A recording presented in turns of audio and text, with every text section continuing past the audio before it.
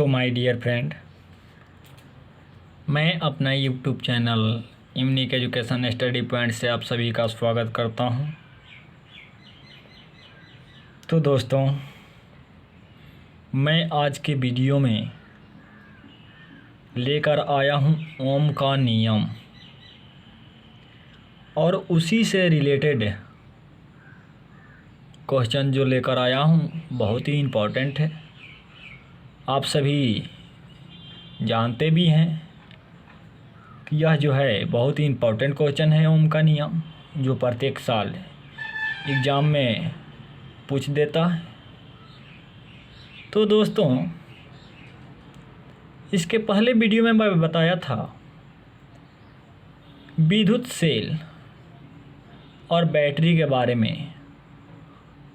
तो विद्युत सेल एक ऐसा युक्ति है जिसके द्वारा क्या होता है, धारा प्रवाहित होती है, और बैटरी जो सेलों का समूह को हम बैटरी कहते हैं। और बहुत सारे हेडिंग बताए थे जो कि बहुत ही इम्पोर्टेंट था। आज के वीडियो में मैं बताने जा रहा हूँ ओम का नियम, जो कि भी बहुत ही इम्पोर्टेंट है। दोस्तों, मैं आप सभी से यही कहूँगा कि अगर आप मेरे चैनल पर नए हैं तो चैनल को सब्सक्राइब कर लीजिए। अगर सब्सक्राइब कर लेते हैं तो मैं जो भी ऑब्जेक्टिव क्वेश्चन एग्ज़ाम से रिलेटेड होगा वह इस वीडियो में से रिलेटेड भी होगा। जो भी इस वीडियो से रिलेटेड क्वेश्चन होगा या कोई भी वीडियो से रिलेटेड क्वेश्चन होगा वह हम इस चैनल पे अपलोड कर देंगे।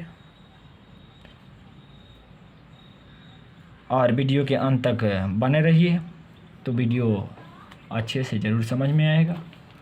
तो स्टार्ट करते हैं दोस्तों। ओम के नियम। तो देखिए ओम के नियम क्या, ओम्स लॉ। देखिए ओम के नियम को सबसे पहले सन 1887 ईस्वी में जर्मन के भौतिक वैज्ञानिक स्कूली शिक्षक थे जॉर्ज साइमन। कौन थे?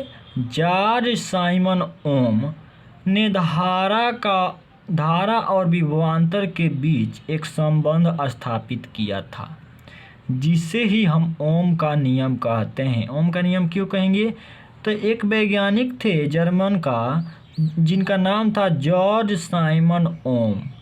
इन्हीं ने ओम के नियम का प्रतिपादन किया, इसीलिए हम ओम का नियम इसे कहते हैं।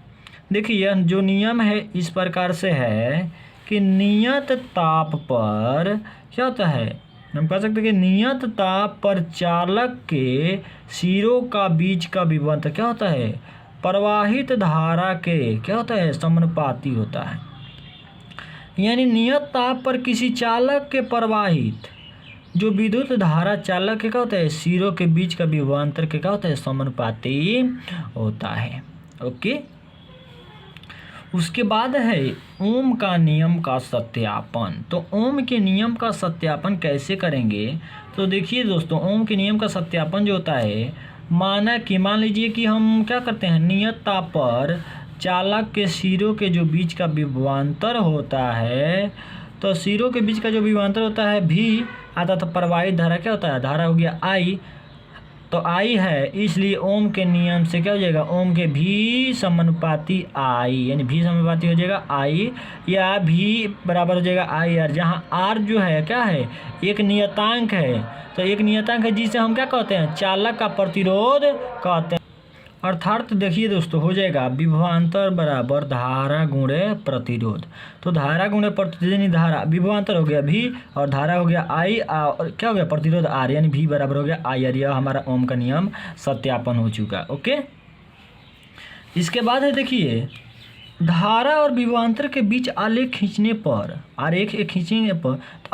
पर सरल रेखा प्राप्त होती है, जिससे ओम के नियम की जांच हो सकती है। जैसे देखिए हम एक आरेख खींचे हैं, जिससे क्या होता है, धारा और विभवांतर के बीच का जो आलेख है, यह सरल रेखा जो प्राप्त होती है, यह जो हमारा सरल रेखा, एक सीधा रेखा जो प्राप्त होती है, इसी हम ओम के नियम की जांच आसानी से क्या होता है, हो जाता है। जैसे देखिए यह हो गया हमारा विभवांतर भी, और यह हो जाएगा हमारा 1 एम्पियर। ओके, इसके बाद है देखिए ओम के नियम की सीमा, तो ओम के नियम की जो सीमा है, तो देखिए ताप परिवर्तन होने पर ओम का नियम क्या होता है, लागू नहीं होता है। क्या होता है दोस्तों, ताप जब परिवर्तन होगा तो ओम का नियम लागू नहीं होगा, और दिष्टकारी ओम में भी ओम का नियम लागू नहीं होता है। ओके, उसके बाद है प्रतिरोध। तो देखिए दोस्तों प्रतिरोध क्या होता है, रेजिस्टेंस यानी प्रतिरोध क्या होता है, या प्रतिरोध कहते किसे हैं। तो प्रतिरोध जो होता है, प्रतिरोध किसी चालक का वह गुण है जिसे अपने से प्रवाहित होने वाले आवेश को क्या करता है, विद्युत धारा के प्रवाह को प्रतिरोध कहते हैं। ओके, या अथवा हम कह सकते हैं, इसका दूसरा परिभाषा है कि नियत ताप पर चालक के दोनों सिरों के बीच, तो नियत ताप पर चालक के दोनों सिरों के बीच का जो विभवांतर होता है तथा चालक से प्रवाहित विद्युत धारा के अनुपात को हम क्या कहते हैं, उस चालक का प्रतिरोध कहते हैं। देखिए इसका जो मात्रक होता है, इसका ये सही मात्रक होता है ओम। क्या होता है, ओम होता है, जिसे हम इससे निरूपित करते हैं, यानी ओम का सिंबल है ये। अर्थात हम कह सकते हैं प्रतिरोध बराबर, देखिए प्रतिरोध बराबर होता है विभवांतर बट्टा धारा। क्या होता है, प्रतिरोध बराबर होता है विभवांतर बट्टा धारा, या हम कह सकते हैं प्रतिरोध यानी हो गया आर हमारा, और विभवांतर हो गया भी, और बट्टा हो जाएगा आई, यानी आर बराबर भी बट्टा आई। यह हमारा हो गया क्या, तो प्रतिरोध। ओके, तो देखिए दोस्तों यह ऑब्जेक्टिव क्वेश्चन के तौर पर पूछ देता है कि प्रतिरोध का जो मात्रक होता है क्या होता है, तो ओम होता है, या प्रतिरोध बराबर क्या होता है, प्रतिरोध दे देगा आर, तो आर बराबर क्या होता है, भी बाई आई। ओके, उसके बाद है 1 ओम। देखिए 1 ओम क्या होता है, 1 ओम यानी 1 ओम होता क्या है। तो देखिए अगर किसी चालक के दोनों सिरों के बीच क्या होता है, 1 वोल्ट का विभवांतर उत्पन्न करने पर चालक से 1 एम्पीयर की धारा प्रवाहित होती है, तो वह 1 ओम कहलाता है।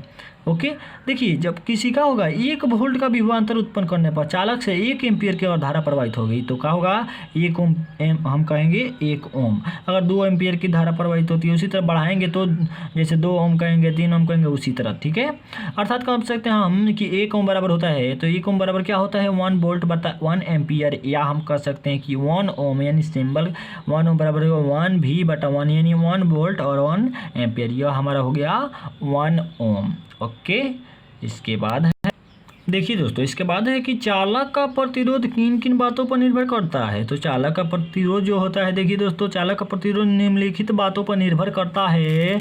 जो हमारा है 1 नंबर में है, चालक का जो प्रतिरोध होता है उसका अनुप्रस्थ जो काट होता है, अनुप्रस्थ काट के क्षेत्रफल के व्युत्क्रमानुपाती होता है। अर्थात हम कह सकते हैं आर समानुपाती 1/a। क्या हो जाएगा, आर समानुपाती 1/a। दूसरा है कि चालक का जो प्रतिरोध होता है चालक के लंबाई के समानुपाती होता है। क्या होता है, चालक के लंबाई के समानुपाती होता है, अर्थात कह सकते हैं हम आर समानुपाती एल, यानी लंबाई यानी एल हो जाएगा। ओके, तीसरा है कि चालक के प्रतिरोध जो होता है चालक के पदार्थ पर क्या करता है, निर्भर करता है। चालक का प्रतिरोध चालक के पदार्थ पर निर्भर करता है। ओके, उसके बाद है 4 नंबर है कि किसी चालक का प्रतिरोध क्या होता है, ताप पर भी निर्भर करता है। चालक का प्रतिरोध क्या करता है, ताप पर भी निर्भर करता है, लेकिन ताप बढ़ने से क्या होता है, चालक का जो प्रतिरोध बढ़ता है, और ताप घटने पर चालक का प्रतिरोध घटता है। ओके, तो इसके बाद है दोस्तों प्रतिरोधकता। क्या है, प्रतिरोधकता यानी रेसिस्टिविटी। तो देखिए दोस्तों प्रतिरोधकता क्या होता है, तो प्रतिरोधकता जो होता है किसी पदार्थ से बने एकांक अनुप्रस्थ काट के चालक का जो प्रतिरोध होता है उसे हम क्या कहते हैं, उस पदार्थ का प्रतिरोधकता कहते हैं। इसे हम रो से सूचित करते हैं, निरूपित करते हैं। यह सिंबल जो है रो का है, क्या है, रो यानी पी के जैसा होता है, तो इसे हम रो के जैसे निरूपित किया जाता है। तथा इसका जो एसआई मात्रक होता है क्या होता है, ओम मीटर होता है। तो ओम मीटर कैसे होता है, तो हम इसको निकालेंगे। देखिए अर्थात हम जानते हैं कि क्या होता है, किसी चालक का प्रतिरोध चालक के लंबाई के समानुपाती तथा चालक के अनुप्रस्थ काट के क्षेत्रफल के क्या होता है, उल्टा अनुपाती होता है। इसलिए हम कह सकते हैं आर समानुपाती एल/ए, या कह सकते हैं, या R बराबर रो इंटू एल बटा ए, जहाँ रो है एक नियतांक है जिसे हम चालक का प्रतिरोध कहते हैं। तो प्रतिरोध कहते हैं, या हम कह सकते हैं कि रो एल बराबर हो जाएगा आर ए, या रो बराबर हो जाएगा आर ए बटा एल। ओके, या कह सकते हैं कि रो का मात्रक जो होता है, रो का मात्रक क्या होता है, ओम इंटू वर्ग मीटर। देखिए वर्ग मीटर, अब बट्टा क्या होता है, मीटर। तो रो का मात्रक जो होता है ओम गुणे वर्ग मीटर बटा मीटर, इसे हम लिख सकते हैं क्या, ओम गुणे वर्ग मीटर, वर्ग यानी पावर क्या हो गया, स्क्वायर के यानी पावर 2 यानी वर्ग हो गया। तो पावर 2 यानी मीटर गुणे मीटर लिख सकते हैं। तो जो मीटर हो गया बट्टा मीटर, 1 मीटर से 1 मीटर कट जाएगा, यानी मीटर से मीटर कट जाएगा, कोई भी मीटर से मीटर कटा सकते हैं। तो बच जाएगा क्या, ओम और मीटर, तो हो जाएगा हमारा ओम मीटर। तो यही हुआ क्या हमारा, तो प्रतिरोधकता का एसआई मात्रक ओम मीटर। यह हमारा प्रूव हो चुका है, यानी प्रतिरोधकता को क्या, देखिए दोस्तों कि प्रतिरोधकता को हम विशिष्ट प्रतिरोध भी कहते हैं। क्या कहते हैं, प्रतिरोधकता को विशिष्ट प्रतिरोध भी कहते हैं, अथवा विशिष्ट प्रतिरोध जो होता है किसी चालक का वह गुण है जिसके कारण क्या होता है, प्रतिरोध उत्पन्न होता है। क्या होता है, प्रतिरोधकता को हम विशिष्ट प्रतिरोध कहते हैं, लेकिन विशिष्ट प्रतिरोध किसी चालक का वह गुण है जिसके कारण प्रतिरोध उत्पन्न होता है। ओके, इसके बाद नोट है कुछ, देखिए नोट है कि जिस पदार्थ की प्रतिरोधकता कम होती है उसमें क्या होता है, कम प्रतिरोध उत्पन्न होता है, और वे जो होता है विद्युत के अच्छे चालक होते हैं।